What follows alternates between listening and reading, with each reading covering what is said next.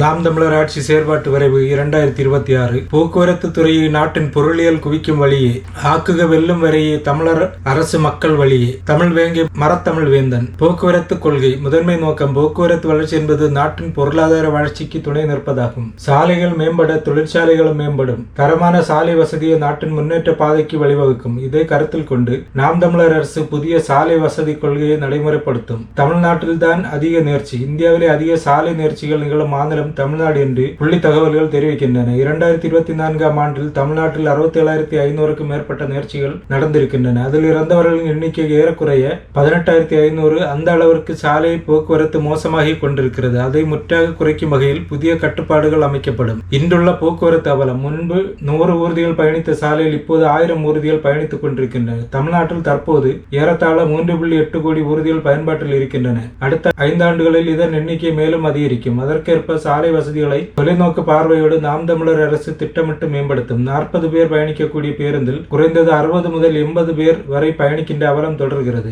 நகரங்கள் மட்டுமின்றி சிற்றூர்களிலும் இந்த நிலையை நீடிக்கிறது. கால மாற்றத்திற்கேற்ப மேம்படுத்தப்பட்ட கட்டமைப்புகளை கொண்ட தரமான சாலைகளையும் போக்குவரத்து கட்டமைப்பையும் நாம் தமிழர் அரசு செயல்படுத்தும். ஊழியர்களின் சிக்கல்கள். அரசு ஊர்திகள் ஓட்டுநர்கள் மற்றும் நடத்துனர்கள் கூடுதல் நேரம் பணி செய்கிறார்கள். போதுமான ஓய்வற்ற நிலையில் ஊர்திகளை இயக்கும் போது நேர்ச்சிகள் ஏற்படுவதும் உயிரிழப்புகள் நிகழ்வதும் நாள்தோறும் நடக்கிறது. போக்குவரத்து ஊழியர்கள் போதுமான அளவில் இல்லை. அவர்களுக்கான ஊதியமும் குறைவானதாகவே இருக்கிறது. மக்கள் தொகைக்கு ஏற்ப பொது ஊர்திகள் போதுமானதாக இல்லை. எனவே காலியிடங்கள் அனைத்தும் நிரப்பப்பட்டு மற்ற அரசு ஊழியர்களுக்கு இணையான ஊதியம் வழங்கப்படும்.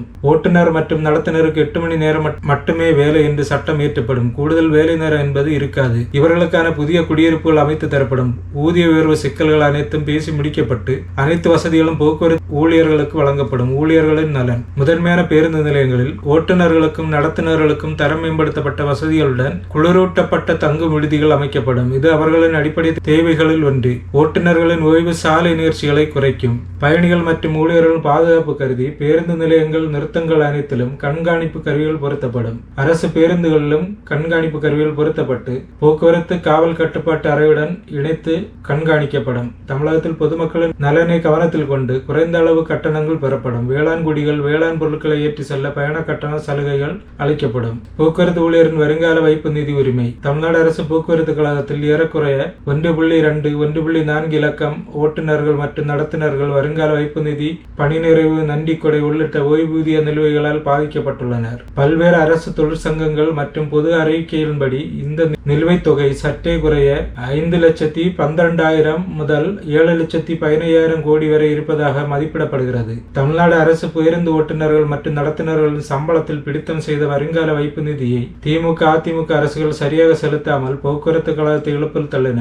நாம் தமிழர் அரசு பிடித்தம் செய்யப்பட்ட இந்த தொகையை முழுமையாகவும் உடனடியாகவும் வழங்கி அரசியல் தலையீடு இல்லாத முறையில் எந்த ஊழியரின் உரிமையும் பாதிக்கப்படாத வகையில் செயல்படும். அரசு உதவிகள். போக்குவரத்தில் நிலையான பணியாளராக அமர்த்தப்பட்ட ஒருவருக்கு அரசின் ஓய்வூதியம் உட்பட மற்ற சலுகைகள் 20 ஆண்டுகள் பணியில் இருந்தவர்களுக்கு மட்டுமே பொருந்தும் என்ற நடைமுறையை மாற்றி 15 ஆண்டுகள் பணியில் இருந்தவர்களுக்கும் வழங்கப்படும். புதிதாக போடப்படும் சாலைகள் குறைந்தது 5 ஆண்டுக்கு உறுதி குறையாத தன்மையுடன் இருக்க வேண்டும். அதற்குள் சிதைவுகள் ஏற்பட்டால் அந்த பகுதிக்கு பொறுப்பாக இருக்கும் ஒப்பந்த ஏற்பாளர்கள் மற்றும் பொறியாளர்கள் மீது கடுமையான நடவடிக்கை எடுக்கப்படும். மாற்று திட்டங்கள். பெருநகரங்களுக்குள் பேருந்துகள் இயக்கப்பட மாட்டாது. நெரிசலை குறைப்பதற்கு சிற்றுந்துகள் மட்டுமே இயக்கப்படும். தொலைதூர பயணங்களுக்கு மட்டுமே பேருந்துகள் பயன்படுத்தப்படும். பழைய பேருந்துகளின் பயன்பாடு நிறுத்தப்பட்டு புதிய பேருந்துகள் வாங்கப்படும். மக்களின் பயன்பாட்டுக்கு ஏற்ப பொது போக்குவரத்தின் எண்ணிக்கை அதிகரிக்கப்படும். பேருந்துகள் பொது ஊர்திகள் அனைத்திலும் கதவுகள் தானியங்கி முறையில் இருக்கும். படிக்கட்டு பயணங்களால் ஏற்படும் நேர்ச்சிகள் மற்றும் மரணங்கள் முற்றாக தவிர்க்கப்படும். அரசு ஊர்திகள் அனைத்தும் மாற்றி எரியாற்றலில் இயங்கக்கூடியதாக மாற்றி அமைக்கப்படும். இதன் மூலம் சுற்றுச்சூழல் மாசுபடுவதை தவிர்க்க முடியும். இதனால் நகரங்களில் உள்ள கரியீராக்கம் அளவு குறைக்கப்படும். அரசு பேருந்துகள் அனைத்தும் தடங்காட்டி மூலம் கண்காணிக்கப்படும். அனைத்து பேருந்து நிறுத்தங்களிலும் பேருந்து வருகை அறியும் மின்பலகைகள் அமைக்கப்படும். இதன் மூலம் அடுத்த பேருந்து எங்கே வந்து கொண்டிருக்கிறது என்பதை அறிந்து கொள்ள முடியும். பேருந்து நிறுத்தங்கள் மற்றும் நிலையங்களின் அலுவலகம் அனைத்தும் கணினி மயமாக்கப்படும். மேம்படுத்தப்பட்ட ஊர்தி நிறுத்தங்கள். சாலை ஓரங்கள் நடைபாதைகள் பொது இடங்கள் என எங்கேயும் ஊர்திகளை நிறுத்தக்கூடாது. அந்தந்த பகுதிகளிலேயே அரசு செலவில் அடுக்குமாடி ஊர்தி நிறுத்த கட்டட வசதிகள் அமைக்கப்படும். சொந்த இடத்தில் ஊர்தி நிறுத்த இடம் இல்லாதவர்கள் குறைந்த மாத கட்டணத்தில் அந்த இடங்களில் நிறுத்திக் கொள்ளலாம். இதன் மூலம் சாலைகள் அனைத்தும் போக்குவரத்துக்கும் நடைபாதைகள் நடப்பதற்காக மட்டுமே பயன்படுத்தப்படும். நடத்துனர்கள் இல்லாத பேருந்து. அரசு பேருந்துகள் இப்போது பணியில் இருக்கும் நடத்துனர்கள் அதே வேலையில் தொடர்வார்கள். நகரங்கள் மற்றும் மாநகரங்களில் புதியதாக இயக்கப்படும் தானியங்கி பேருந்துகளில் இனி மாற்றுத்திறனாளிகள் திருநங்கைகள் ஆகியோர் பணியமர்த்தப்படுவார்கள். பேருந்து நிலையம், பேருந்து நிறுத்தம் ஆகிய இடங்களில் பயண கணினி அட்டை வழங்கும் பணி இவர்களுக்கு வழங்கப்படும். அந்த பயண அட்டையை தானியங்கி கதவுகள் பொருத்தினால் கதவு திறக்கும். இறங்க வேண்டிய இடத்தை ஒலிபெருக்கி அறிவித்தபடி இருக்கும். மாநகர தொடரி பயன்பாட்டை மக்கள் அதிகம் பயன்படுத்திக் கொள்ள வேண்டி அதன் கட்டணங்கள் வெகுவாக குறைக்கப்படும். அரசு ஊர்திகளை பொதுமக்கள் அதிகம் பயன்படுத்தும் போது நகரின் போக்குவரத்து நெரிசல் குறையும். மீண்டும் சாலை தொடர்வண்டி நகரங்களில் உள்ள சாலைகள் நடுவே மீண்டும் சாலை தொடர்வண்டி இயக்குவதா குறித்து ஆய்வு செய்யப்படும். வாய்ப்புள்ள இடங்களில் அது நிறைவேற்றப்படும். இதன் மூலம் பொது போக்குவரத்து அதிகமாகும், நெரிசலும் குறையும். கரும்பு கழிவில் எரிபொருள் கரும்பு கழிவிலிருந்து எடுக்கப்படும் எரிசாராயம் பசுமை எரிபொருளாக கருதப்படுகிறது. எரிசாராயம் கலந்த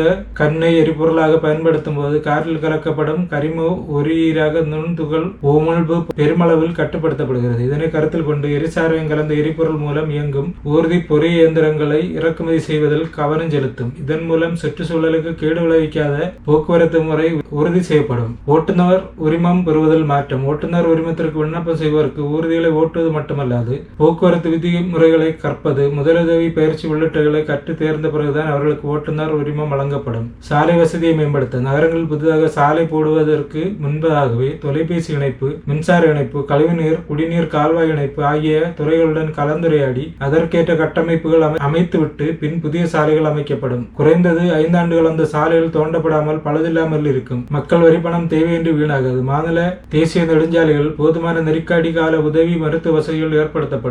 நெடுஞ்சாலைகளில் அமைந்திருக்கும் மருத்துவமனைகளில் உறுதியாக நேர்ச்சி கால மருத்துவ பிரிவு அமைக்கப்படும். இதன் மூலம் நேர்ச்சிகளில் சிக்கியவர்களுக்கு உடனடி மருத்துவம் கிடைக்க வழிவகை செய்யப்படும். அனைத்து சாலைகளும் உயர்தரம் வாய்ந்த முறையில் அமைக்கப்படும். மண்ணை நஞ்சாக்கும் நெகிழிகள் அனைத்தும் சேகரித்து சாலைகள் அமைப்பதற்கு பயன்படுத்தப்படும். அந்த சாலைகளில் இருபுறமும் மழைநீர் வழிந்தோடும் வகையில் நீர்வழிகள் ஏற்படுத்தப்படும். இருபுறமும் நிழல் தரும் மரங்கள் போக்குவரத்து சாலையின் இருபுறமும் நிழல் தரும் மரங்கள் வளர்க்கப்படும். தேசிய நெடுஞ்சாலையின் நடுவில் உள்ள தோட்ட பகுதியில் செடி வகைகள் மட்டுமே வளர்க்கப்படுகிறது. அதற்கு மாற்றாக நிழல் தரும் புங்கை மரம், வேப்ப மரம் உள்ளிட்ட மரக்கன்றுகள் நடப்படும். குறிப்பாக ஒவ்வொரு ஐரமாத்திரிக்கும் ஒரு அரச மரமும் ஆலமரமும் கட்டாயம் வளர்க்கப்படும். அரச மரம், ஆலமரம் இரண்டும் 24 மணி நேரமும் உயிர்காற்றை கொடுக்கக்கூடியதாகும். அதனால் ஊர்களுக்குள்ளேயும் வெளியே சாலைகள் ஓரவும் அரை ஐரமாத்திரி தூரத்திற்கு ஒரு மரத்தை நட்டு வளர்ப்பது முதல் கடமையாக செய்து முடிக்கப்படும். நெடுஞ்சாலை தரமற்ற சாலைகளை செப்பனிட தனிப்படை அமைக்கப்படும். பெரிய ஊர்திகள் தங்களுக்கு ஒதுக்கப்பட்ட தடத்தை தவிர்த்து மற்ற தடங்களில் பயணித்தால் தண்டம் விதிக்கப்படும். வளைவுகள் நேர்ச்சிகளை குறைக்கும்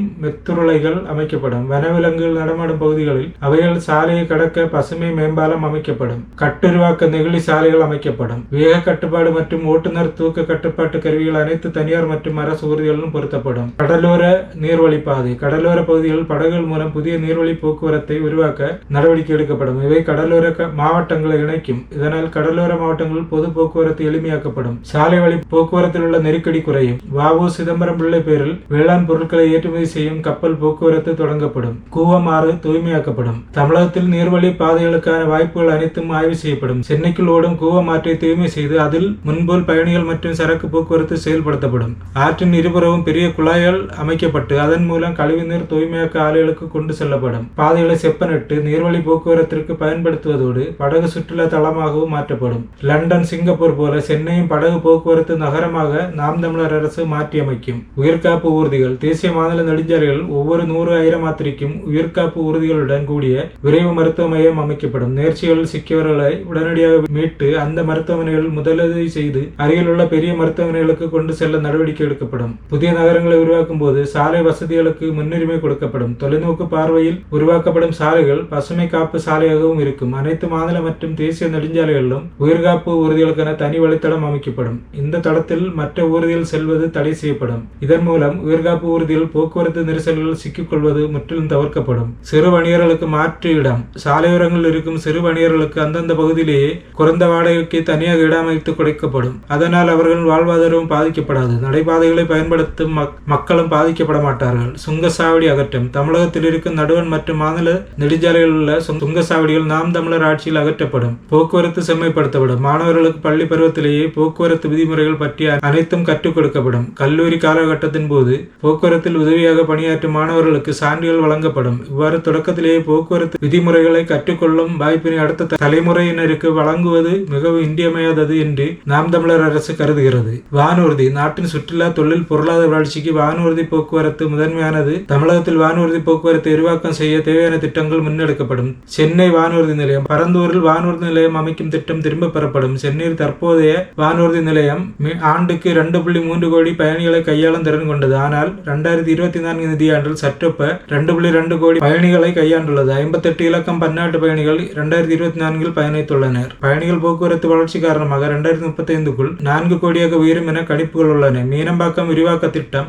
பேஸ் 2 நடந்து வருகிறது. 2467 கோடி செலவில் புதிய முனையம் டெர்மினல் T3 86,135 சதுர மாத்திரை அமைக்கப்பட்டு திறன் 3.5 கோடியாக உயரும். இது நாளொன்றுக்கு 500 வானூர்திகளை கையாளும். மீனம்பாக்கத்தை 306 குறுக்கம் பரப்பளவில் 10,500 கோடி செலவில் மேலும் விரிவாக்கம் செய்திடுவது சாத்தியமாகவே உள்ளது. புதிய வானூர்தி நிலையம் அமைக்கும் திட்டத்தை கைவிட்டு தற்போது இருக்கும் நிலையங்களின் விரிவாக்கத்தை நாம் தமிழர் அரசு மேற்கொள்ளும். சுற்றுலா வளர்ச்சி சுற்றுலா மற்றும் பொருளாதார வளர்ச்சியை பெருக்கும் விதமாக மதுரை, தூத்துக்குடி, சேலம் ஆகிய வானூர்தி நிலையங்களை விரிவாக்கம் செய்வதோடு தமிழகத்தின் முதன்மை நகரங்கள், சுற்றுலா தலங்கள் ஆகிய பகுதிகளுக்கும் உள்நாட்டு விமான போக்குவரத்தை தொடங்கிட ஒன்றிய அரசிடம் வலியுறுத்தி செய்து முடிக்கும். விண்வெளி ஆராய்ச்சி தமிழர்கள் 2000 ஆண்டுகளுக்கு முன்னரே வானியல் தேர்ச்சி பெற்றவர்கள். இன்று தமிழ்நாட்டில் வானியல் அறிவியல் தேர்ச்சி பெற்றுள்ள மாணவர்கள் அதிகமாக உள்ளனர். இவர்கள் ஆற்றலை பயன்படுத்தும் விதமாக விண்வெளி பயிற்சி மையம் உருவாக்க நடவடிக்கை எடுக்கப்படும். கோவில்பட்டி, நெய்வேலி, வேலூர், கயத்தாறு, உளுந்தூர்பேட்டை, சோழவரம் ஆகிய இடங்களில் உள்ள பயன்பாட்டில் இல்லாத வானூர்தி ஓடுதளங்களை செயல்பாட்டிற்கு கொண்டு வரவும், வானூர்தி இயக்க பயிற்சி தேர்ச்சி ஆய்வுக்கூடம்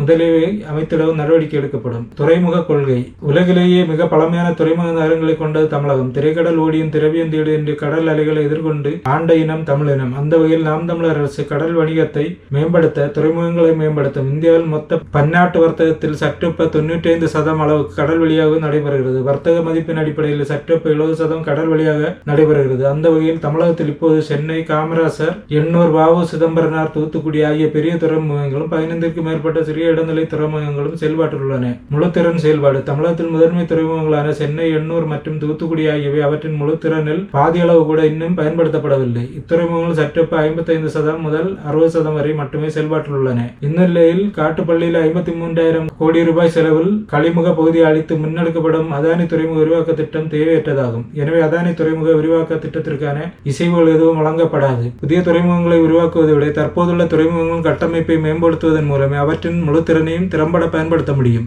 மேம்பட்ட தொழில்நுட்பத்தை புகுத்தி கணினிமயமாக்கப்பட்ட சரக்கு பெட்டக மேலாண்மை மற்றும் தானியங்கி முறைகளை செயல்படுத்துவதன் மூலம் கப்பல்கள் வந்து செல்லும் நேரத்தை சீரமைக்க முடியும். தமிழகத்தில் உள்ள துறைமுகங்களை மையமாக வைத்து மேலும் கூடுதலாக வர்த்தக போக்குவரத்து, சுற்றுலா படகு, கப்பல் போக்குவரத்து, கேளிக்கை, மீன்பிடி, விழுமியங்கள் உள்ளிட்ட வளர்ச்சிகளை செயல்படுத்த நடவடிக்கை எடுக்கப்படும். துறைமுக பகுதிகளில் கழிவுகள் தேங்காமல் மீன்கள் இயற்கையாக வளர்வதற்கான வழிகளை செய்ய வேண்டும். அந்த பகுதிகள் முழுவதும் காற்று மாசுபாடற்ற நடவடிக்கையை நாம் தமிழர் அரசு மேற்கொள்ளும். உரிமைகள் துறைமுகங்களின் வளர்ச்சி என்ற பெயரில் கரையோரம் வாழ்வர்களுக்கான உரிமைகள் மறுக்கப்படக்கூடாது. தற்போதுள்ள கடலோர ஒழுங்குமுறை மண்டல விதிகள் மீனவர்களின் வாழ்வாதாரத்தை பாதுகாப்பதாக கூறினாலும் நடைமுறையில் வளர்ச்சி திட்டத்திற்கான கடற்கரை பகுதிகளில் கட்டுமானங்கள் பல்வேறு விலங்குகளை அளிக்கின்றன. பழங்குடியினருக்கு வன உரிமை சட்டம் இருப்பது போல கடலோர மீனவர்களுக்கு அவர்களின் மரபுசார் இடங்களுக்கான மீன் உலர்த்தும் இடங்கள், படகு நிறுத்தும் இடங்கள் சட்டப்பூர்வ உரிமை வழங்கப்படும். கடலோர பகுதிகளில் அவர்களின் வாழ்வாதாரம் பாதிக்கப்படாமல் திட்டங்களை செயல்படுத்த வேண்டும். பசுமை பாதுகாப்பு முறைகள், துறைமுக தொழிலாளருக்கு காப்பீடு, உலக தரத்திலான பாதுகாப்பு ஏற்பாடு, கணினி கட்டுப்பாடுகள் உள்ளிட்ட அனைத்தும் செயல்படுத்தப்படும். நாம் பல்லாயிரம் ஆண்டுகளுக்கு முன்பே கப்பல் கட்டி வர்த்தகம் செய்தவர்கள். அந்த வகையில்